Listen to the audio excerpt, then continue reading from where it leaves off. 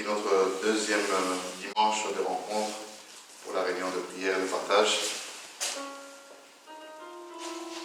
Et par la grâce du Seigneur, nous voulons passer un bon moment dans sa présence, dans sa parole. Comme la Bible nous dit que là où deux ou trois sont assemblés en son nom, il est au milieu de nous. Et pour nous qui sommes réunis au nom du Seigneur Jésus-Christ, le seul nom qui nous a été donné sous le ciel, par lequel nous sommes sauvés, parce que nous avons cru en lui, nous avons mis notre espérance, notre confiance en lui. Voilà pourquoi pour ce petit temps que nous avons partagé ensemble, nous voulons lui donner toute la place, toute la gloire, afin que lui-même puisse agir. Parce que la Bible dit que lorsque vous élèverez le Fils de l'homme, c'est là que vous serez vraiment réellement affranchis. Nous venons tous de parcours différents de la vie, de familles différentes, des lieux différents, et Dieu seul sait combien est-ce que le diable, dans sa ruse, dans sa malice, a pu parfois nous détourner de ses voies, les voies du Seigneur, et que le maître des temps et des circonstances connaît toutes choses depuis avant la fondation du monde, depuis l'éternité. Et il sait que pour le peuple de la Belgique, le peuple bruxellois, où le Seigneur nous a envoyés, où le Seigneur nous a établis, il veut faire quelque chose. Nous ne savons pas comment est-ce qu'il va le faire, mais nous savons que certainement il va faire quelque chose. Parce que lorsque Dieu commence quelque chose quelque part, il amène lui-même à la perfection. Et comme il est Emmanuel parmi nous, nous croyons qu'il fera ce qu'il a désiré, ce qu'il veut faire. Parce que la Bible dit que même lorsque vous refuserez d'élever son nom, Dieu est capable de susciter même des pierres. Et 1 Pierre chapitre 2 nous dit que nous sommes des pierres vivantes qui devons se réunir pour former une maison spirituelle. Ce local, ce lieu, c'est juste un lieu de rencontre où ceux qui confessent sa foi se réunissent pour élever l'étendard, le drapeau céleste. Parce que pendant longtemps, des années, nous avons élevé les drapeaux de ce monde. Ce n'est pas mauvais en soi parce que nous faisons partie de ce monde, mais nous ne sommes pas de ce monde. Et il y a un temps où le Seigneur maintenant veut que nous élevions l'étendard céleste, afin qu'il puisse prendre place dans les cœurs les uns des autres. Parce que le monde, avec sa perversité, sa ruse, ses organisations diaboliques et maléfiques et toutes ces choses-là, nous ont à un moment détourné du voie du Seigneur. Et le Seigneur veut que nous revenions à ses pas.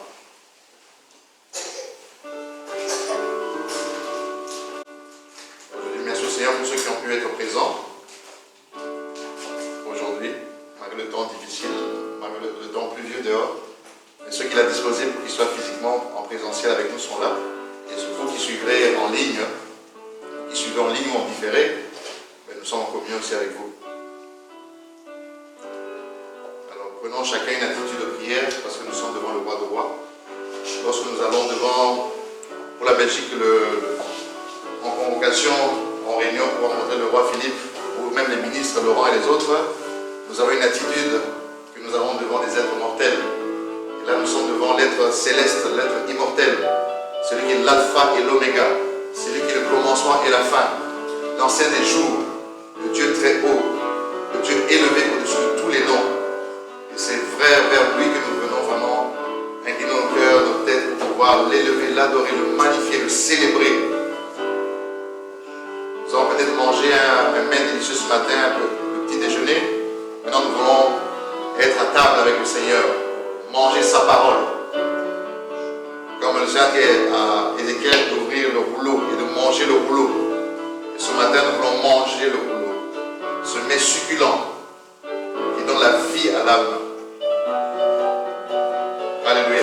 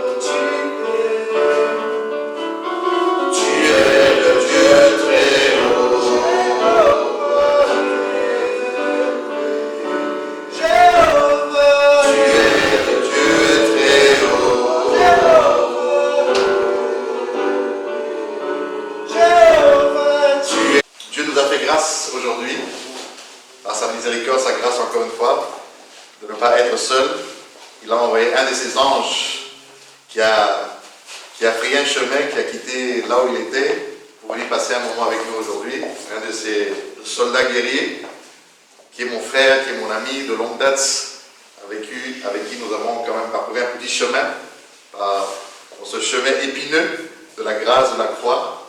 Et Dieu, dans son bon plaisir, a bien voulu, il a permis afin qu'il puisse venir à Bruxelles, venir nous rejoindre.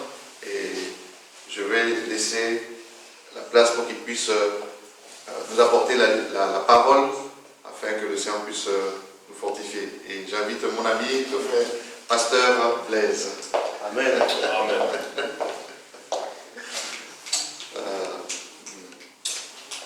Voilà. Tu es chez toi. Ouais, je sais. Je vous salue au nom précieux de notre Seigneur et Sauveur Jésus-Christ. Très heureux de vous voir aujourd'hui et surtout partager la parole de Dieu avec vous. Amen. Est-ce que quelqu'un est dans la joie? Amen. Amen. Amen. Jésus est notre rocher. Jésus est notre rocher. Le rocher, c'est le socle. Le rocher, c'est le soubassement. Le rocher, c'est la base. Une maison est tenue par la fondation.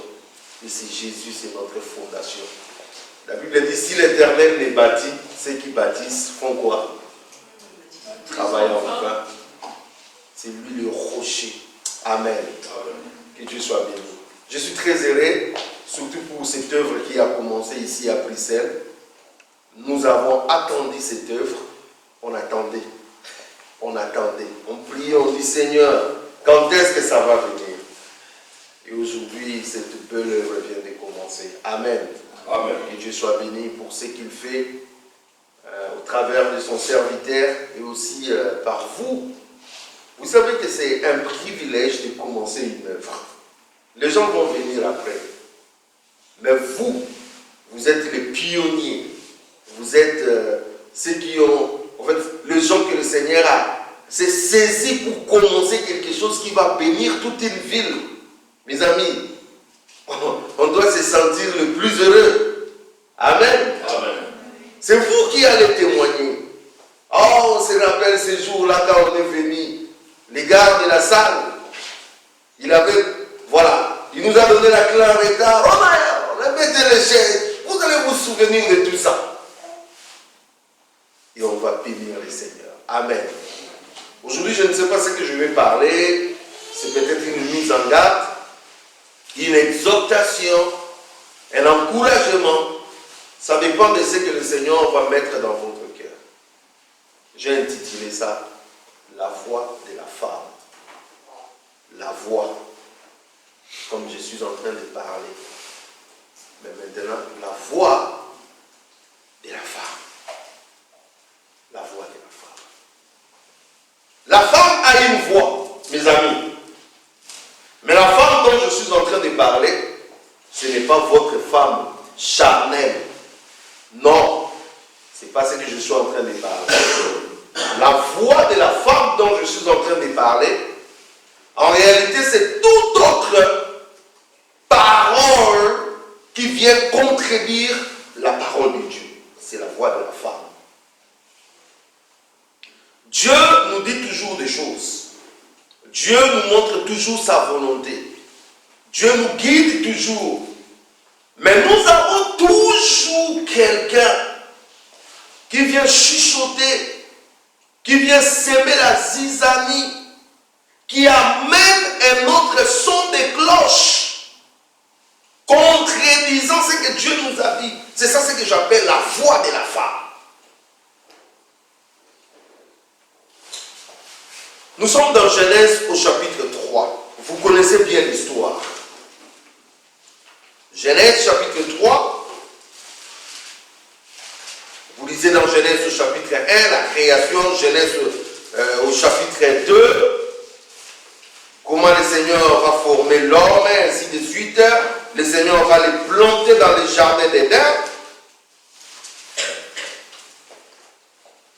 Et le Seigneur va donner, le Seigneur va parler à l'homme. Il lui dit, tu pourras manger de tous les fruits du jardin, sauf l'arbre de la connaissance du bien et du mal, tu ne mangeras pas, tu ne toucheras pas. L'homme avait intériorisé cela. Que je peux manger la banane, je peux manger des pommes, je peux manger tous les fruits que vous voulez. Mais Dieu a dit, le fruit de l'arbre de la connaissance du bien et du mal, ne touchez pas. Si vous touchez, qu'est-ce qui va se passer? Vous mourrez certainement. Ça, c'est la voix de Dieu. Ça, c'est la parole de Dieu. La voix de Dieu, c'est la parole. La parole, c'est la volonté de Dieu. Ah. Mes amis, vous connaissez tous ce qui s'est passé. La Bible dit, le diable, sous forme du serpent, est venu, il a séduit la femme. Et le diable a donné une autre voix.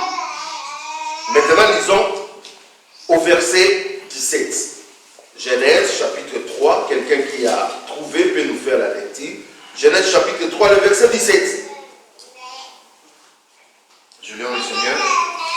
Il dit à l'homme, puisque tu as écouté la voix de ta femme et que tu as mangé de l'arbre au sujet duquel je t'avais donné cet ordre, tu n'en mangeras point, le sol sera maudit à cause de toi. C'est à force de peine que tu en tireras ta nourriture tous les jours de ta vie. Amen. Amen. Écoutez bien, mes amis. Aujourd'hui, vraiment, je vais essayer de surfer sur ce petit passage de Genèse, ramasser ça et là, pour vous communiquer une pensée. Dieu dit, puisque tu as écouté la voix de la... En gros, Dieu est en train de dire la danse ici. Je te dis quelque chose. On s'est mis d'accord avec toi. Mais toi, tu n'as pas voulu écouter ce que moi je t'ai dit. Tu as préféré écouter la voix de ta femme. Or, la voix de la femme qui se cache derrière, c'est Satan. Il dit, puisque tu as écouté la voix de la femme, tu es maudit. Je suis en train de dire à quelqu'un pour que vous compreniez, même ceux qui vont nous suivre. La voix de la femme, ce n'est pas forcément la voix de ta femme que tu as à la maison. La voix de la femme, c'est la voix, la parole que le diable peut utiliser pour contredire la volonté de Dieu et la parole de Dieu. Il peut passer par votre femme, il peut passer par tes enfants, il peut passer par ton mari, il peut passer par tes amis, il peut passer par ton patron, il peut passer par tes connaissances, il peut passer par qui que ce soit. Mais le but, c'est de contredire la parole de Dieu. C'est de contredire la volonté de Dieu. Et Dieu dit à Adam, puisque tu as écouté la voix de ta femme, tu seras maudit. Écoutez, il y a 4 choses qui arrivent lorsque nous écoutons la voix de la femme, c'est-à-dire lorsque nous nous détournons de la voix de Dieu. Il y a 4 choses qui arrivent. Premièrement, nous détruisons notre bénédiction. Nous mourrons. C'est pour cela que la Bible dit, quand Dieu dit, les jours où vous mangerez, vous mourrez, vous allez mourir, vous allez détruire votre bénédiction. Beaucoup de gens, ils ont vu leur bénédiction se détruire parce qu'ils ont écouté la voix du diable, la voix de la femme. Ça, c'est la première des choses. Destruction, la mort de ta bénédiction. Le jour où tu n'écoutes plus Dieu, le jour où tu sors de la volonté de Dieu, sachez qu'il y a la mort qui va s'en suivre. Deuxièmement, la malédiction. Lorsque on écoute la voix de la femme, la voix du diable, on se détourne de la voix de Dieu, la malédiction va entrer chez toi, dans ta vie, dans ta maison, dans tes affaires. Vous allez commencer à chercher des sorciers, alors qu'il n'y a pas sorcier. C'est vous qui êtes détourné de la voix de Dieu. Troisième chose, lorsqu'on écoute la voix de la femme, la voix du diable, vous allez différer votre bénédiction. C'est-à-dire, si Dieu voulait faire quelque chose dans 2 mois, Dieu ne saura plus faire quelque chose dans votre vie dans 2 mois. Il va différer cela. Beaucoup de gens ont envie leur bénédiction différée. Ce que vous êtes en train de chercher, le Seigneur pouvait déjà vous donner depuis 2010. Il pouvait déjà vous donner depuis 2020. Il pouvait déjà vous donner depuis l'année passée. Mais si cela n'arrive pas, c'est juste parce que vous n'écoutez pas la voix de Dieu. Et si vous n'écoutez pas la voix de Dieu, Dieu a un principe. Je marche avec toi, tu vois ma gloire.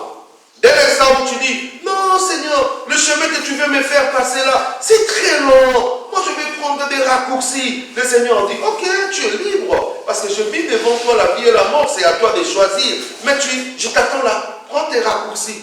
Tu vas prendre tes raccourcis, Dieu t'attend là.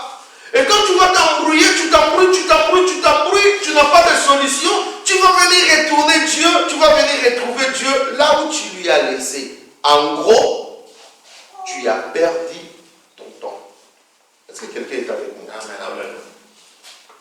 La quatrième des choses, quand on écoute la voix de Dieu, la voix de Satan, c'est qu'on se crée soi-même des ennemis. Et laissez-moi vous dire, des ennemis qui vont s'élever contre toi, Dieu va les combattre. Mais des ennemis que toi-même tu t'es créé à cause de ta désobéissance vont te compliquer toute ta vie. Ils vont te compliquer toute ta vie. Est-ce que quelqu'un est avec moi? On se retrouve avec Adam qui avait tout. Qui avait un jardin d'Éden. Il gérait tout un jardin d'Éden. Il avait tout. Il est maudit. Il est chassé du jardin d'Éden. Parce qu'il a écouté la voix de la femme. Et laissez-moi vous dire, ça va très vite. Je suis avec vous dans Genèse au chapitre. Faisons un petit tour. On va voir une autre personne. Genèse au chapitre 12. Genèse au chapitre 12, on va écouter une autre qui a écouté aussi la voix de la femme. Verset 1. L'Éternel dit à Abraham, va-t'en de ton pays, de ta patrie et de la maison de ton père, dans le pays que je te montrerai. Je ferai de toi une grande nation. Et je te bénirai, je rendrai ton nom grand, et tu seras une source de bénédiction. Je bénirai ceux qui te béniront, et je maudirai ceux qui te maudiront. Et toutes les familles de la terre seront bénies à toi. Verset 4, soulignez bien ça. Abraham partit comme l'Éternel lui avait dit, et l'autre partit avec lui. Abraham, âgé de 75 ans lorsqu'il sortit de Charan. Dites avec moi 75 ans. 75 ans, 75 ans pour nous les Belges. Dieu rencontre Abraham. Il dit Abraham, sors de ton pays, de ta patrie. Laisse ta famille. Quitte ta zone de confort. Le problème avec nous, c'est que nous aimons tellement notre zone de confort. Même si le Seigneur nous dit fais un mouvement, on ne veut pas faire le mouvement. Parce qu'on est tellement bien dans notre zone de confort. Laisse-moi vous dire, Dieu ne te bénira pas dans ta zone de confort. Dieu te bénira lorsque tu suivras son mouvement. La zone de confort, c'est notre confiance dans ce que nous savons, dans ce que nous pouvons voir. Mais Dieu, ce n'est pas ça. Dieu, il fait une marche par la foi. Nous a menés là où vous n'avez pas d'idée. Et c'est là où Dieu va bénir. Je disais à mon frère, quand on venait, moi quand je suis venu m'installer à l'Europe, j'avais tout ce qu'il faut pour m'installer à Bruxelles, en Belgique. C'était plus facile pour moi par rapport à tout ce que j'avais de m'installer en Belgique. Et le Seigneur m'a dit comme ça, ne va pas en Belgique, je ne te vois pas là-bas. Il faut que tu partes en France. J'ai dit non Seigneur, moi je ne pars pas en France. Déjà en France j'ai beaucoup d'ennemis là-bas. Ah ben non. Je ne pars pas en France. Et en plus, je ne vois pas pourquoi je vais aller en France. Le Seigneur m'a dit, va en France. Mes amis, je pars en France, la première des choses, la France dit, non. Toi, tu ne dois pas être ici, tu dois être en Belgique. Donc, je passais 9 mois, la France négocier avec la Belgique pour que je vienne en Belgique. Et moi, j'ai prié le Seigneur. Je dis, Seigneur, tu m'as dit de ne pas aller en Belgique. Ces gens veulent m'emmener en Belgique. Mais dès l'instant où ces procédures d'aller en Belgique a été cassées, directement, on m'a donné les papiers 10 ans. Et directement, les choses ont commencé à marcher. Mes amis, écoutez Dieu.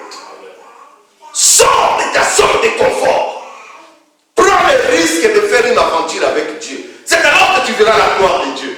J'ai dit, prends le risque. En fait, vous savez, les gens ont peur toujours de dire, les gens vont se moquer de moi. Et si ça ne marche pas? Ça, c'est l'homme qui dit, et si ça ne marche pas? Mais les gens vont se moquer de moi. Et ceci, cela. Et autant de risques. Oh, frère bien-aimé, prends le risque d'avancer avec Dieu. C'est alors que tu vois la gloire de Dieu. Abraham sort. La Bible dit il était âgé de combien? 75 ans. Dieu lui dit, Abraham, écoutez-moi bien. Je rentrerai dans mon grand. Toutes les familles de la terre seront bénies à cause de toi.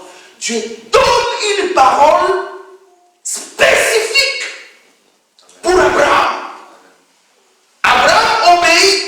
Abraham commence sa marche. À combien?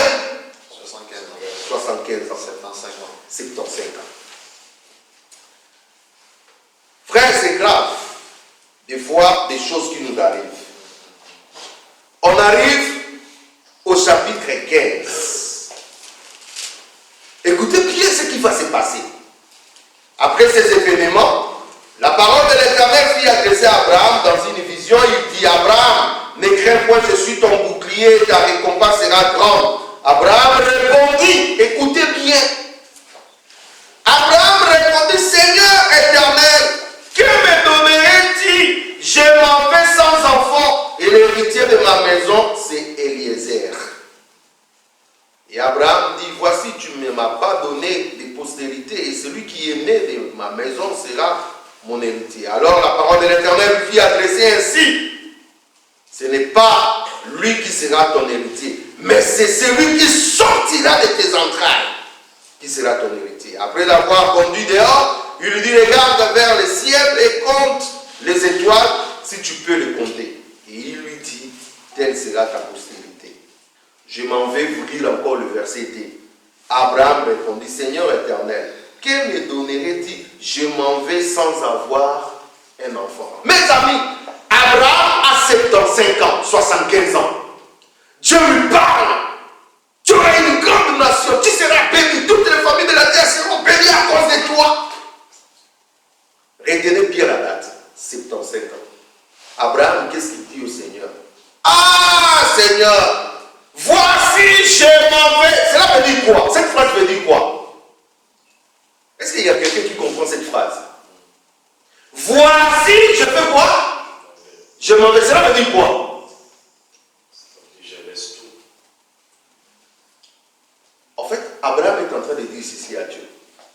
Je suis vieux. Bientôt je vais mourir.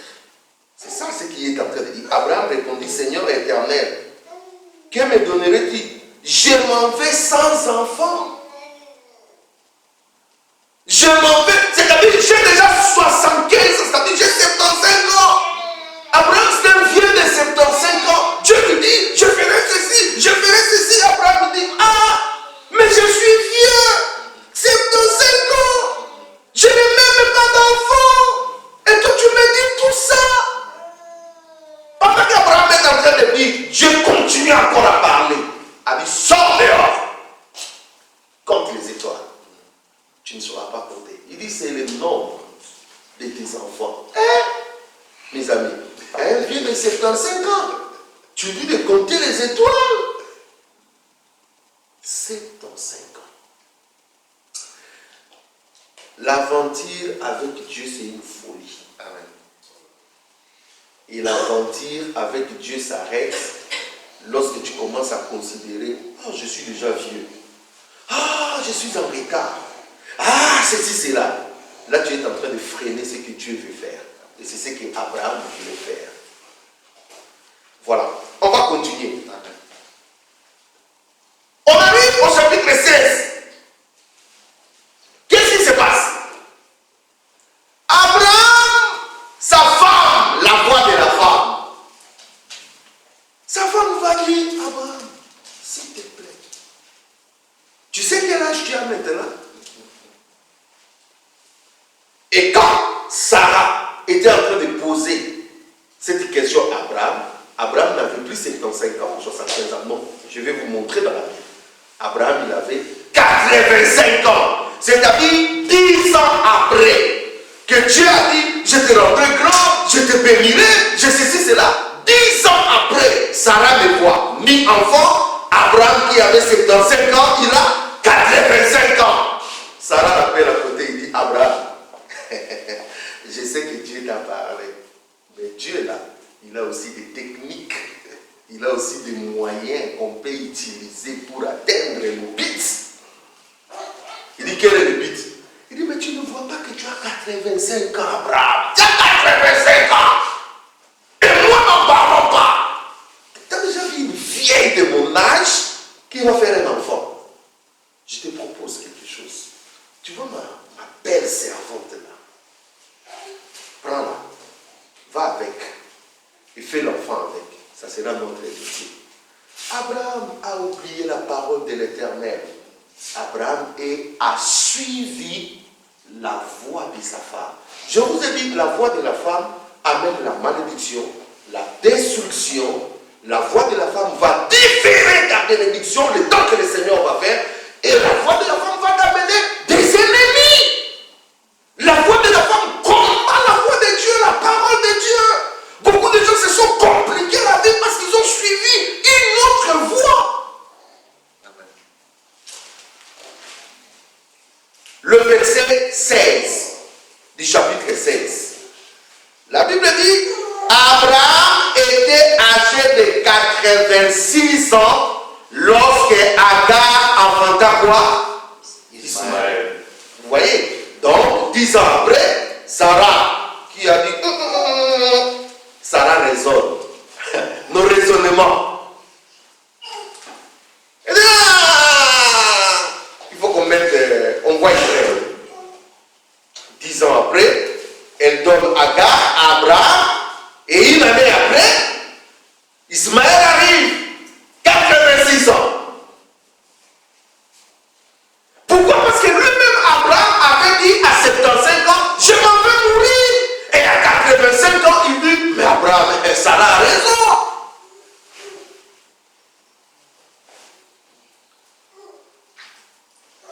Je parlais avec une sœur.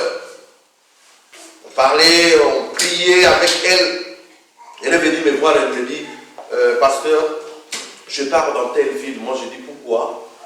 Elle dit, parce qu'il y a un homme qui m'a aimé, et puis l'homme a dit, il faut venir chez moi, on va rester ensemble. Comme moi, j'ai des problèmes aussi des papiers, je vais aller là-bas. Je dis, attends, tu me dis, tu vas aller habiter avec cet homme, vivre comme des maris. Il dit, oui, pasteur. Je dis, mais tu es une sœur en Christ, tu n'es pas marié. Il dit, oui, je ne suis pas marié, mais c'est comme ça l'Europe. Je dis, vous n'allez pas vous marier avant de commencer. Il dit, non, non, non, non, non, non. Et il a dit qu'il trouvera une solution. Je dis, tu dis vrai ou tu me fais une blague? Il me dit, non, non, non, pasteur, je m'en vais.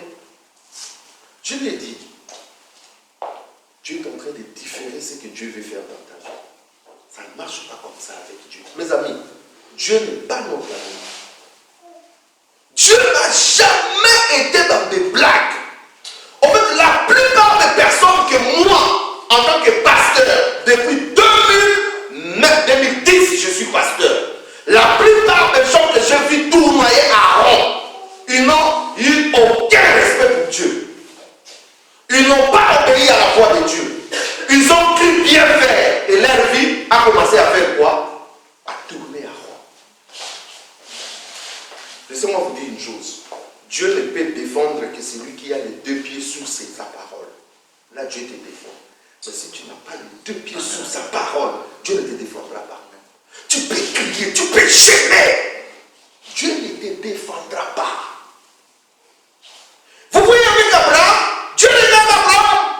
Il dit, c'est pas un problème, fais ce que tu veux. Moi, je te dis quelque chose et toi, tu suis la voie d'Agar. Et Dieu s'est tu. Dieu n'a plus parlé à Abraham. Mes amis, c'est grave. Dieu n'a plus parlé à Abraham. Quand vous lisez verset 1, frère Sétimo, lisez-moi ça. Lisez-nous ça. Quel chapitre? Chapitre 17, verset 1.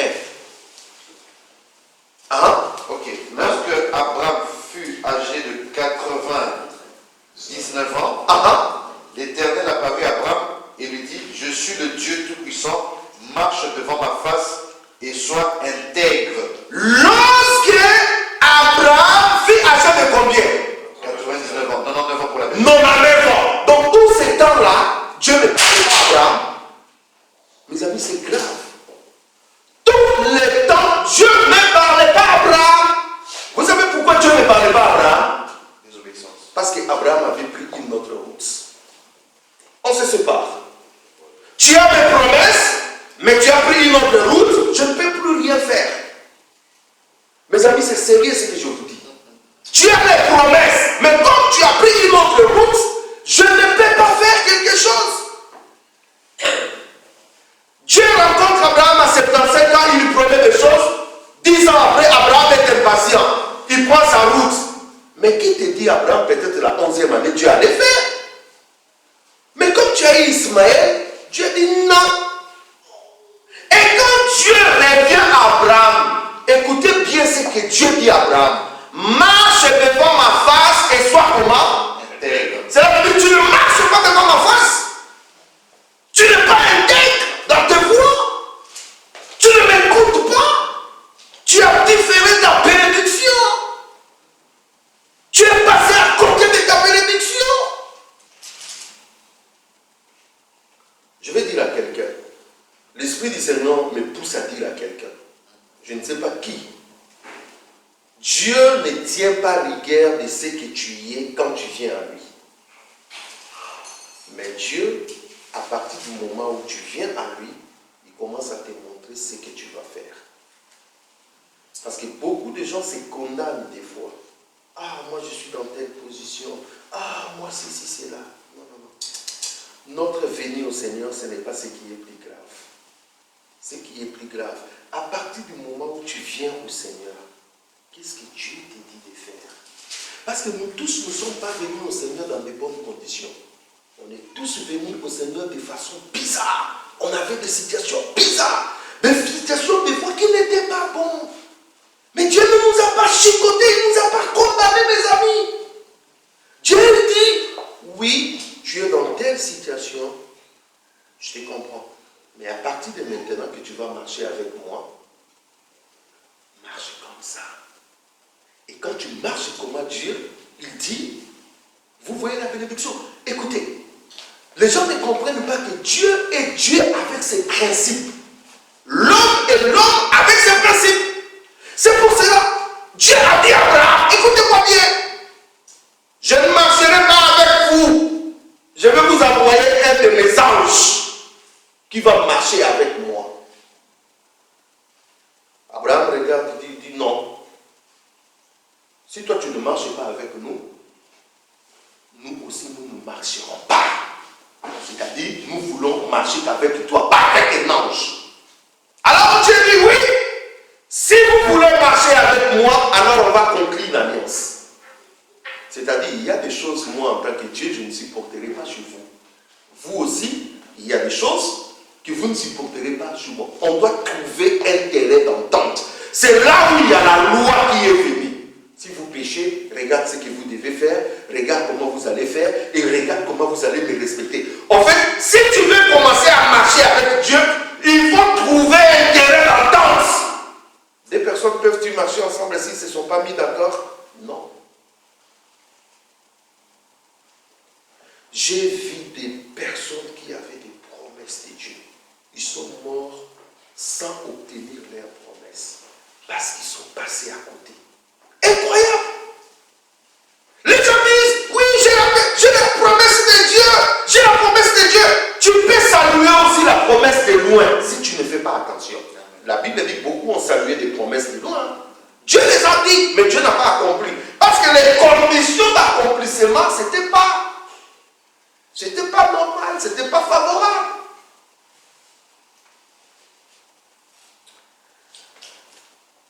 Lorsque Abraham va avoir son premier enfant de la promesse, Isaac, Abraham sera âgé de 100 ans. Entre la promesse et Isaac, il s'est passé combien de temps? 25 ans. 25 ans. Vous savez combien de gens sont fatigués après 2 ans? Ah, je suis fatigué. Seigneur, je suis fatigué. Oh Seigneur, je suis fatigué. 3 ans, on est fatigué. 25 ans. Je dis à quelqu'un, mes frères, les choses de Dieu, ce n'est pas des gènes multipliés. Les choses de Dieu, ce n'est pas comme les Congolais, on leur a dit, Dolonacé, Dieu s'en fout de ton Dolonacé. Les choses de Dieu, c'est marcher dans le foi de Dieu. Dieu dit à Abraham, donne-moi ton fils, tu vas me sacrifier ton fils, Isaac. Écoutez là, Dieu dit, tu vas me faire quoi? Comme ça, je saurai si tu m'aimes. Abraham dit, ok. Mais Dieu dit à Abraham, tu les sacrifieras sur la montagne dont je te ferai quoi? Je te montrerai. Mes amis, il y avait plusieurs montagnes. Mais les sacrifices là devaient se faire dans la montagne où Dieu devait montrer. Cela veut dire quoi? Abraham marchait avec Isaac, mais ses yeux, ses oreilles étaient attentifs vers la montagne que Dieu devait lui montrer. Vous savez pourquoi? Parce que sur cette montagne-là, il y avait un bélier de rechange. Quelqu'un n'a pas compris. Je disais, sur cette montagne-là, il y avait un bélier de rechange. Cela veut dire, si Abraham avait changé une autre montagne, il n'y aurait pas un bélier de rechange. Son fils allait mourir.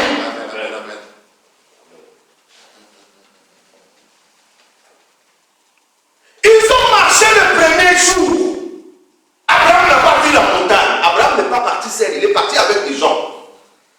Premier jour, si c'était nous, on allait dire, oh, mais quelle est cette montagne? On a marché toute une journée, tout un jour. Il n'y a pas toujours la montagne. Abraham dit, calmez-vous. Je sais là où nous allons. Il écoutait, il voyait. Deuxième jour, il écoutait, il voyait. Il n'y avait toujours pas la montagne. Troisième jour, Abraham a vu la montagne. Il va dire à ses serviteurs, vous restez ici. Nous, on va aller adorer dans cette montagne. Et quand il arrive dans cette montagne, parce que c'est l'endroit où Dieu lui a dit, la Bible dit, Abraham a pris ça, il lui a mis, son fils lui pose la question, où est l'agneau, papa? Je vois le feu, je vois tout, mais où est l'agneau? Abraham dit, Dieu vous voilà. Amen. Il prend le couteau. Il veut foncer. Je dis, hé, Abraham, stop. Je sais maintenant que tu me crains. Regarde derrière toi, il y a un bélier. Parce que c'était dans la montagne de Dieu. Si vous n'êtes pas dans la montagne que Dieu a destinée pour vous, ça sera que misère, problème sur problème. Le problème avec vous, c'est que tu n'es pas dans la bonne montagne. Et dans la bonne montagne. Dans la bonne montagne, Dieu pourvoira. Dis avec moi, Dieu pourvoira. Dieu pourvoira. Si tu vois Dieu ne pourvoit pas, cela veut dire tu n'es pas dans la bonne montagne. Dans la bonne montagne, il n'y a pas la mort. Amen. Beaucoup de gens ont vu leurs affaires, leurs couples, leurs histoires mourir parce qu'ils n'étaient pas dans la bonne montagne. Amen. Est-ce que quelqu'un est avec moi? Amen. Soyez bénis, mes frères. Amen. Cette parole est dure, mais ça va nous faire bien. Amen. Alléluia. Je dis cette parole est comment? Dure. Mais ça va nous faire du bien. Des fois, nous lisons la parole, nous sautons. Non, il y a des choses cachées. Cherche la montagne de Dieu. La montagne de Dieu peut être un mari. La montagne de Dieu peut être une femme. Quand tu trouves cette femme-là, ta vie change. Ah ben, il y a aussi des maris, tu les trouves comme ça, ta vie plonge. Il y a aussi des femmes, tu les trouves comme ça, ta vie plonge. Moi, j'étais des gens, des personnes que personne ne pouvait miser sur moi. Je crois que si on était dans une course de chevaux, moi je serais vraiment un tocard. Un cheval que personne n'allait miser sur moi. Il ne sentait pas l'avenir en moi. Mais j'avais beaucoup de promesses de Dieu. j'ai rencontré ma femme, non, celle-là c'est une montagne de Dieu. Mes amis, tout à base qu'il est.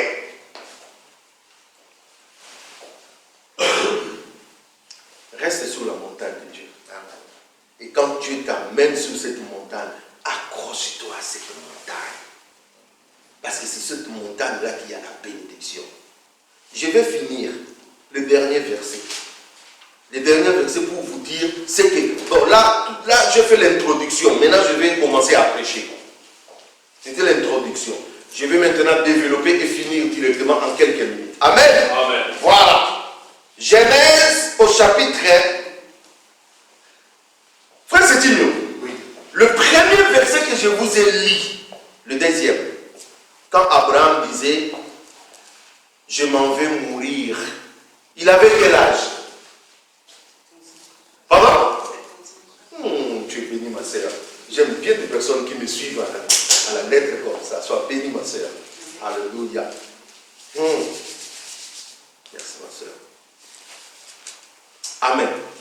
Nous avons dit, quand Dieu parle à Abraham, il donne des bénédictions. Abraham a combien? 75 ans. Et qu'est-ce qu'Abraham dit? Je m'en vais mourir. Je m'en vais mourir. Mais lisons maintenant le verset 20, chapitre 25, le verset 7. Frère, c'est une lisez-nous. Il y a une bénédiction. Il y a quelque chose qui est caché là. Chapitre 27. 25, le verset 7. Genèse chapitre 27, verset 7. Apporte-moi du gibier. Non, Genèse 25. Genèse 25, pardon. Genèse 25, chapitre 7. Voici les jours des années de la vie d'Abraham. Il vécut 175 ans. Stop! Voici les jours des années d'Abraham. Il vécut pendant combien? 175 ans. Cela veut dire 175 ans. Mais bien, donnez-moi vos oreilles. Cela veut dire, quand Abraham disait à 75 ans, je n'ai pas d'enfant, je m'en vais mourir. Abraham raisonnait selon l'homme. Alors que selon Dieu, il n'avait même pas encore atteint la moitié de son âge. Amen. Oh my God. Amen. Je ne sais pas si quelqu'un comprend. Pour l'homme, il raisonnait, il réfléchissait, il faisait des calculs. Il dit, je m'en vais mourir, j'ai 55 ans. Mais quand Dieu voyait la destinée d'Abraham, Abraham n'avait même pas atteint la moitié de son âge. Parce qu'il est mort à 175 ans. Donc, le jour où Abraham prononçait cette parole, il avait encore devant lui 100 ans. Oh my God. Oh Yamashaka. Il y a des gens qui disent que la maladie va me terrasser. Cette maladie va me terrasser. Cette maladie va me terrasser. Laisse-moi te dire, la maladie ne va pas te terrasser. Tu n'as pas encore atteint la moitié de ton âge. Amen.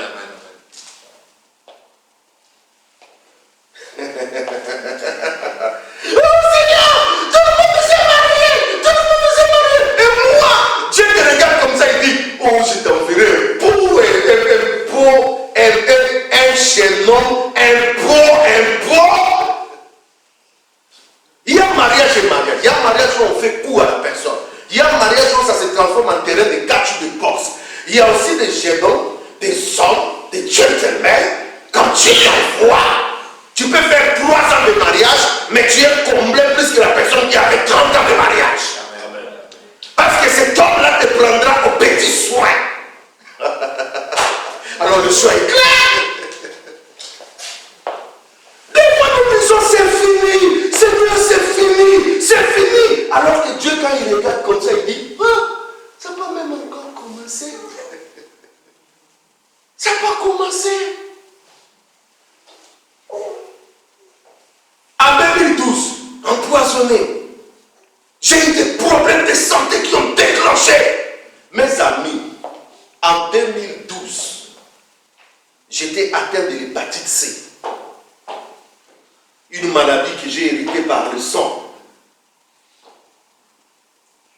Transfusée à l'âge de 8 ans. On m'a mis 3 fois le sang. Alors que le sang qu'on m'avait mis, c'était suivi. Dieu a permis que de 8 ans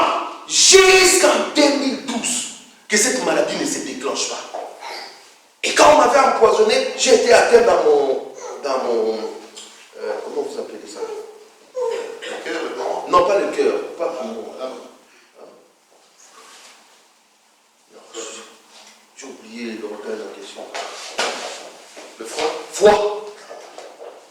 C'est alors que on va découvrir que je suis malade. Mes frères, le médecin me dit, la maladie que tu as là, au Congo, là, on ne traite pas ça. Tu vas mourir. Il faudrait que tu te soignes en Europe. Et quand je suis venu en Europe, le médecin me regarde. Il me dit, tu es au stade tel. Mais si tu atteins le stade tel, tu es obligé de te faire soigner. Demande-moi le traitement, c'était combien? 90 000 €. Wow. Moi, je n'ai pas la CENI, je n'ai pas la carte vitale, je n'ai rien. Je vais payer le traitement combien? 90 000 €. Et il me dit, même si tu as les 90 000 € tout de suite là, on ne peut pas te soigner. Parce que le traitement là est par ordre de priorité. C'est-à-dire, les molécules est tellement rares qu'il faut attendre. Si tu atteins tel niveau, là tu passes maintenant en priorité pour qu'on te traite. Mais pour le moment, on ne peut pas te traiter assez. Donc, croisez les doigts. Mes amis, je me suis dit, aïe, aïe, aïe, aïe, aïe.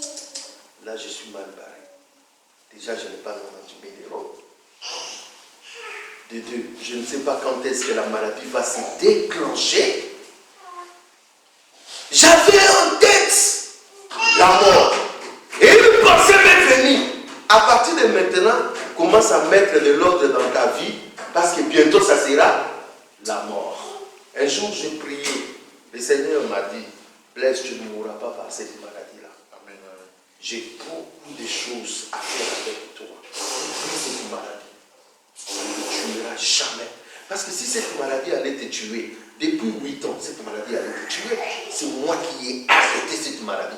Mais j'ai permis à ce que tu voies ça pour que tu rendes compte de ma protection sur ta vie. Amen, amen, amen. Je ne suis pas mort. 2024. On est là. Alléluia. Je ne suis pas mort. 2024. On est là. Mais ce qui est bizarre, c'est que j'ai été traité et la maladie a été éradiquée. Wow. Ah oui! Quand est-ce que j'ai été traité? J'ai été traité lorsque le médicament a coûté 6 000. Est-ce qu'on peut acclamer le Seigneur? Dieu est magnifique, mes amis. De 90 à 6 000. Pourquoi tu as peur? Qui te dit que tu vas mourir? Qui te dit que tu vas échouer? Qui te dit que ça ne va pas marcher? Oh, ça a toujours été comme ça. Un garçon vient et puis il part. Qui te dit qu'il va partir? Cette fois-ci, il n'y a pas, il va partir. Parce que Dieu est là. Est-ce que quelqu'un comprend? De 75 ans, il dit je m'en vais mourir. Jusqu'à 175 ans. 175 ans. La Bible dit qu'il était rassasié de sa jeunesse. Tu n'as encore rien vu. Ah, je suis à Bruxelles ici, je suis ici en Belgique, ça fait longtemps, tel a réussi, tel a réussi, tel a réussi. Moi toujours comme ça, moi j'ai tout marrant, moi ceci, c'est là. Mes amis, fais confiance en Dieu. Il y a des fois, on ne voit même pas la lumière apparaître. Tu es toujours dans le noir, dans le noir. Fais confiance en Dieu. Tu ne sais pas combien de gens tu vas doubler. Tu ne sais pas combien. Mes amis, il y a des courses de vélo. Moi, je suis passionné de vélo. Où tu vois un grand champion, il se cache derrière. Vous animez la course, à la fin, lui, on l'amène, des Cavendish. Est-ce que vous avez déjà vu Cavendish dans l'échappée, dans ceci, c'est là? Non. Ils sont toujours derrière là. On les porte, on les soutient. Même pour se lancer au sprint final, il y a des lancers. On va l'amener à quelques mètres, on lui dit, maintenant, c'est ton tour. Toute la course, lui, il va briller seulement pendant 2 minutes ou 3 minutes. Et puis il gagne. Voilà. Il y a des Cavendish dans la salle. Laissez les autres prier. Mais toi, tu vas prier juste. Et quand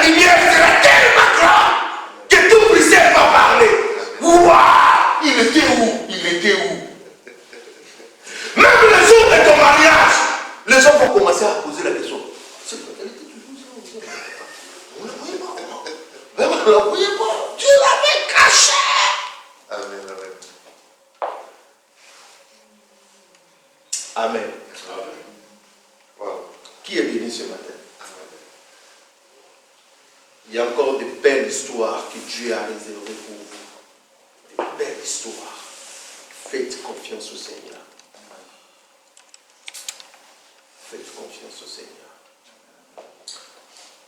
Avoir compris, j'aime bien ce petit témoignage.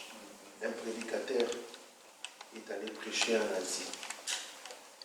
Il s'attendait à gagner beaucoup d'âmes. Malheureusement, il avait gagné seulement 3 âmes. Il est rentré déçu. Pourquoi j'ai gagné seulement 3 âmes? Il était déçu. Vous savez, nous, des prédicateurs, on aime bien gagner beaucoup. Mais j'ai gagné seulement 3 âmes. Il est parti. Les 3 âmes ont commencé à évoluer avec le Seigneur. Et l'une des personnes que ces prédicateurs avaient gagné, il s'appelle Yongisho. Vous savez combien les églises Yongisho a? Des milliers d'églises. C'est ce qui arrive avec Dieu. Des fois, tu crois que tu as gagné que peu, alors que tu as gagné déjà beaucoup. Mais tu ne vois pas. On va se tenir debout. Et je proclame la joie, la vie. Je proclame des grandes choses dans la vie de mon frère, dans la vie de ma soeur. Dès maintenant, entrez dans votre bénédiction et vivez des grandes choses. Au nom puissant de Jésus, nous avons ainsi prié. Amen. Amen. Soyez bénis. Merci Seigneur pour ta grâce, pour ta parole. C'est vraiment une parole forte que le Seigneur nous a donnée aujourd'hui. En tout cas, moi j'ai été béni. C'est comme ça que le Père aime surprendre ses enfants. Hein. Parfois on s'attend à quelque chose alors qu'il a prévu quelque chose de meilleur pour nous. Amen. En tout cas, Dieu te bénisse, mon ami, mon frère, Pasteur Blaise, pour ta présence, pour le temps que le Seigneur a permis que tu puisses avoir pour venir nous visiter à Bruxelles, en Belgique. Que Dieu te le rende au centuple, avec toute la famille, maman Judith, notre soeur et tous les enfants, là où je trouve. Que Dieu soit béni. Merci Seigneur pour cette parole. Amen. Oui. Ok, tu peux témoigner. Notre sœur patiente de témoigner. Nous laissons la place. Amen. Bonjour. Bonjour. Je voulais seulement faire un petit témoignage. Il faut servir Dieu en vérité, en esprit. Moi, en fait, je cherchais un homme de Dieu et je n'avais plus confiance aux hommes de Dieu. Et je disais à Dieu que je ne peux plus aller dans les églises. Il faut que toi, tu me donnes un homme de Dieu de ta part. Je ne veux pas un homme de Dieu selon le monde. Parce que là, l'église, c'est bien. Mon papa, l'église, c'est bon pour prier. On va chercher Dieu. Chercher un truc dans notre vie parce qu'on se voit physiquement, mais l'âme, on ne sait pas les ce que l'âme a besoin. Et Dieu m'a envoyé quelqu'un qui m'a envoyé sur Facebook. Donc Dieu peut vous envoyer quelqu'un n'importe où. Moi, c'est sur Facebook. Je m'appelais à l'époque Miracle Patience Blessing. Je reçois un message, il me dit bonjour chère patience. Comment ici dans tous les 3 noms Miracle Patience Blessing, c'est patience mon nom que ma mère m'a donné. Il me dit bonjour chère patience. Et puis il commence à me parler de ce qui se passait dans ma vie. Je n'ai même pas fini son message que j'avais des larmes aux yeux. Donc j'ai su qu'il venait vraiment de Dieu. Et c'était l'homme de Dieu, frère Séquignon. Depuis là, sa famille est devenue ma famille. C'était seulement le témoignage, comme on vous disait, quand vous êtes vraiment dans les voies de Dieu, vous ne savez pas à quel point il peut vous bénir. Vous-même, vous allez... C'est voilà, c'est même pas par propre votre propre intelligence ni sagesse. C'est vraiment faites confiance au Dieu et servez-lui avec intégrité de cœur. Amen. Amen. Ah, soyez Wow, gloire au Seigneur. Il y a des choses que nous ne savons pas, que Dieu seul sait. Amen. Gloire au Seigneur, merci pour ce témoignage. Que la gloire vienne au Seigneur. Là, nous sommes dimanche 21 et la prochaine rencontre, ça sera le dimanche 28. Pour l'instant, comme nous disions, nous sommes ici les dimanches, mais il est très probable que le Seigneur nous conduise à pouvoir nous mobiliser pour avoir des moments de prière, peut-être en semaine, peut-être le vendredi soir, ou peu importe. Et si le besoin est, on ne manquera pas de communiquer les uns aux autres par rapport aux besoins des frères et sœurs, ou bien ce que le Seigneur nous mettra à cœur. Donc voilà un peu. C'est tout ce que j'avais à dire. La prière a été faite, que Dieu nous garde, que Dieu nous accompagne à la maison dans la paix, sous sa protection, sous sa grâce. Et pour ceux qui sont venus, merci Seigneur aussi. Et bon dimanche à tout le monde et à la prochaine. Amen.